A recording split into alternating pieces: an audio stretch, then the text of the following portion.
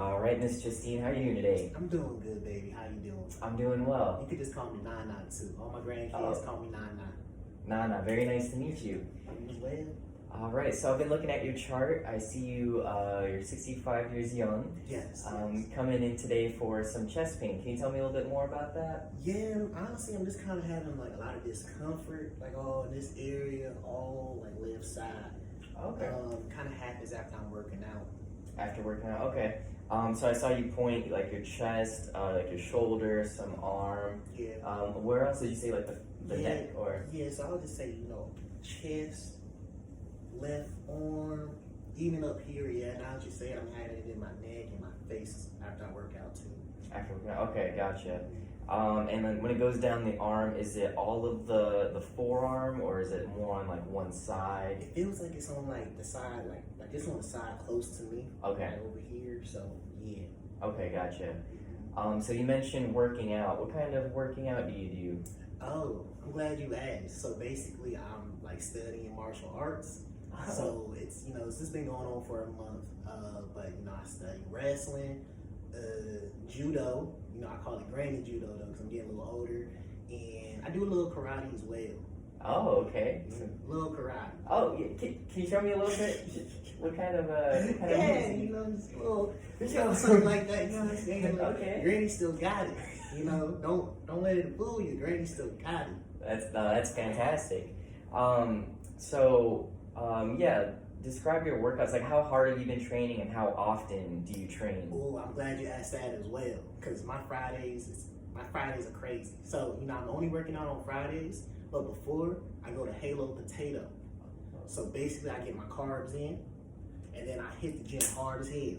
Like I hit it with them boys, go hard for about an hour and a half. After that, me and my grandkids, we go out back, we smoke some hookah. Oh, some hookah. Yeah. I smoke a little bit of hookah with the grandkids. Okay. Gotcha. Yeah, so it's definitely an eventful Friday. So once again, you got the Halo Potato. Yeah. Got to fuel up, and then working out. That's when you're doing your mixed martial arts. That's when you start to get your symptoms, right? Yeah, for sure. So like I'll be working out for like do our warm up, and then like we start getting into it. About 10 minutes in, I start feeling like my chest feel real tight, and then I start getting like some other little symptoms you was talking about after that. Okay, gotcha. Can you describe that tightness and discomfort? Yeah, it kind of feel like JR sitting on my chest. Oh, who's JR? Do you work right now or anything, or? I'm retired. Okay. I still move around a bit. I'm still very active. Okay. Got a lot of kids, grandkids. I live a very active life in my opinion. Okay, gotcha. And would you say like your more intense days are just those Fridays? Oh yeah, my Fridays is lit. Gotcha. Halo Potato and hookah. Halo Potato hookah, but I do work out a lot. I'm telling you, you gotta come down there. We be sweating. Oh, I'll have to. That sounds like fun. Okay, gotcha. Let's see here. And so I'm just gonna ask you some more general questions, just to make sure I'm covering all my bases. Do you have any night sweats or fevers? Not that I know of. Okay. I know you mentioned pain with activity. Do you have any pain at rest? No, rest usually makes me feel pretty good. Okay, gotcha. And is that what helps make your pain feel better? Yeah, like when I'm at the gym, I just take a 5-minute break. Take a 5-minute break, come back, do a little more. If I feel it again, another 5-minute break. Okay. How about what makes your pain feel worse? Just keeping up like all the wrestling. It's a lot. It's really hard. So after like doing a whole lot of that, after 5-10 minutes, like I start to feel like a little bit worse. So I just kind of just okay, gotcha. Chill pill. Gotcha. So yeah, as you said, more activity, and your pain kind of builds in intensity for like 5 minutes or so, but you have to calm down, and then it subsides. Yeah, I usually stop because there's no reason to push it unless I get into a competition. Oh, competitions, yeah, yes. In a few weeks. Oh, wow. I'm excited. That's great. Okay, and then back to those questions. Any like pain that keeps you up at night? No. Okay. Any bowel or bladder dysfunction? Hey, man. Oh. No, not at all. No, I'm pretty regular. Okay, gotcha. Awesome. Well, all right. So, is there anything else that I might have missed? Anything else that I need to know about? I know you. I think you hit it. You hit it pretty good. Yep. Gotcha. And I saw in your chart too, you mentioned you have type 2 diabetes. Oh, That's we correct. did forget to talk about diabetes. Yeah, but I'm managing it. I had diabetes for a few years now. For a few years. Okay, gotcha. Pretty managed. Okay, I had to say so myself. awesome. Perfect. Well, we can now go into our objective exam. I'm gonna look at just take some measurements and yeah, we'll kind of just go from there. Cool. All right. So first thing, I'm just gonna look at your posture and everything. Just kind of look at your breathing. All right. And so you mentioned that pain you're having more so on like your left hand side. Yeah. Okay. So if I were to kind of palpate and just feel around, does any of this recreate your specific symptoms? No, I'm feeling fine right now. Okay. Even when you touch. Okay. Anything kind of down the arm? Nope, nothing there. Okay. And then if I were to compare sensation, does this feel the same?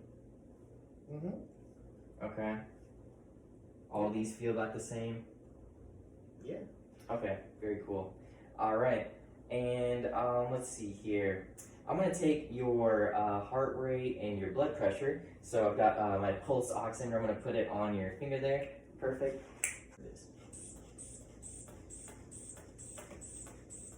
Your heart rate and your blood pressure is a bit elevated. So your heart rate is over 100, 102. Okay.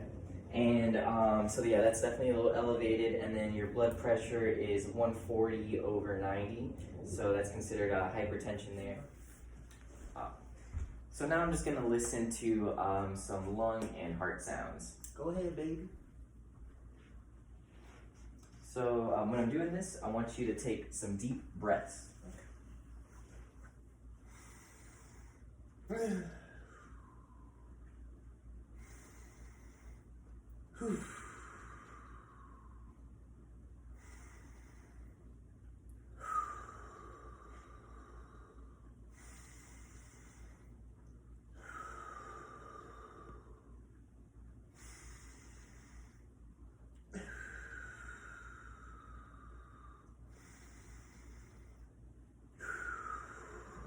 Good. And now I'm just going to listen to your heart sounds.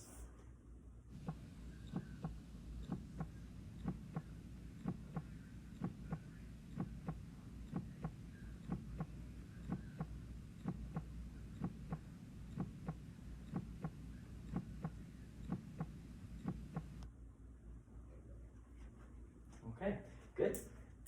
So yep, your heart sounds and your lung sounds sound pretty normal. So you had no like abnormal rubs or wheezing or anything like that. So that's good.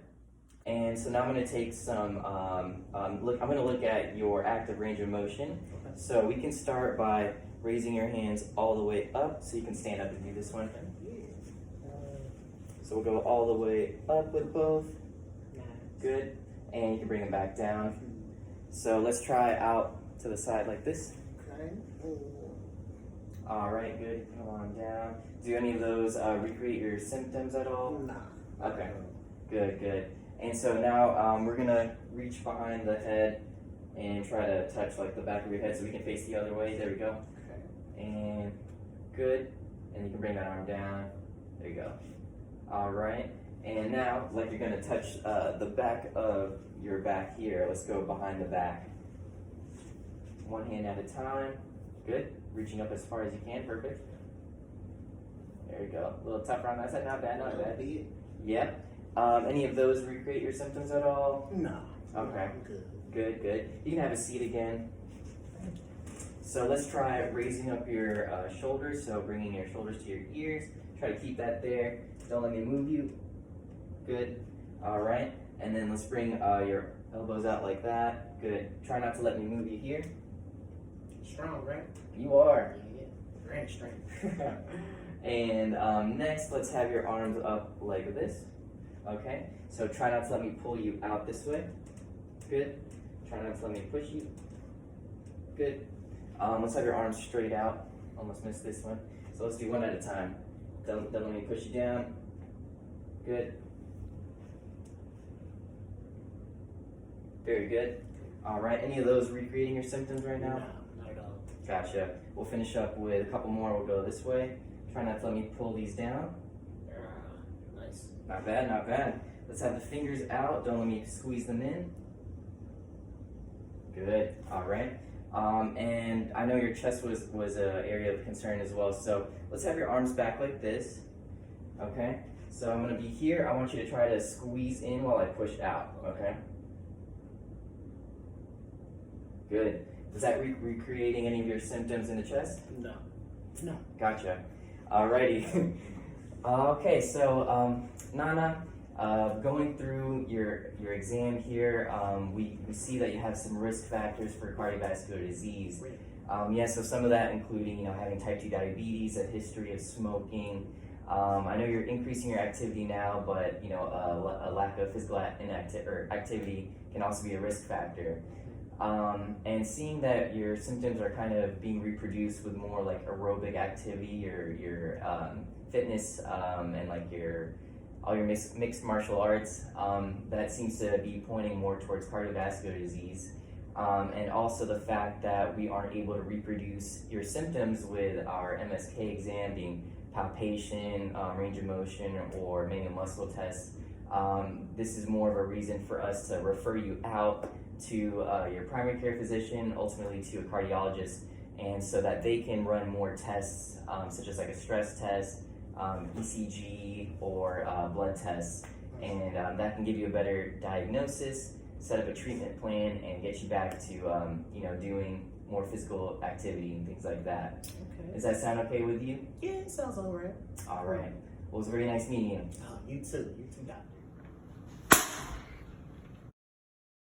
This PowerPoint will provide follow-up information on referred cardiac symptoms, some epidemiological data for referred cardiac symptoms that typically occurs with various cardiovascular diseases, coronary artery disease being the most common, but it can also occur with others such as atherosclerosis, myocardial infarction, pericarditis, and cardiomyopathies. It occurs slightly more with females compared to males. Typical age for cardiovascular disease occurs 65 years and older, and some common risk factors will be hypertension, hyperlipidemia, smoking, COPD, diabetes, overweight, physical inactivity, and excessive alcohol use. A typical subjective with referred cardiac symptoms includes angina pectoris or chest pain. There can also be discomfort and pain that radiates from the chest towards the left-hand side, such as at the shoulder, mid-forearm, neck, jaw, face. There can also be referred pain to the interscapular area in the back, or the epigastric area, which is right above the umbilicus. It's also common for there to be heavy chest pressure or a squeezing sensation. People also complain of a burning feeling, which mimics heartburn or stomach ache. There can also be difficulty breathing, palpitations, sweating. Pain can build in intensity over a few minutes, but it can also begin with exercise or psychological stress, and in the more rare case of unstable angina, there can also be pain at rest. With the objective exam, it is possible to have variations in your findings due to there being different types of cardiovascular diseases, but a typical PT objective exam looking at local MSK structures will not reproduce the comparable sign. So the comparable sign being that chest pain or discomfort and the referred symptoms down the left-handed side, left arm, that won't be reproduced with your typical exams such as MMT, range of motion, palpation, and that can help rule out anterior or posterior trigger points, things like that. But it is possible to hear heart sounds, murmurs, and friction rubs with auscultation. It's possible to see jugular vein distension, and also to see hypertension, elevated heart rate, and an ABI of less than 0.9.